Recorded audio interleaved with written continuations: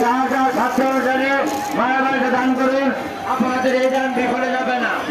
আপনার যা যা ছাত্র অনুসারে মায়ের বাড়িতে দান করুন, এই দান বিফলে যাবে না, এই দান বিফলে যাবে না। শারদীয় কৃষি বাসন্তী পূজা উপলক্ষে মহাউৎসবের স্থান তুলে দেওয়া যাচ্ছে। আপনারা সবাই ধীরে ধান করুন এবং ধানের পর আমাদের প্রসাদের ব্যবস্থা আছে।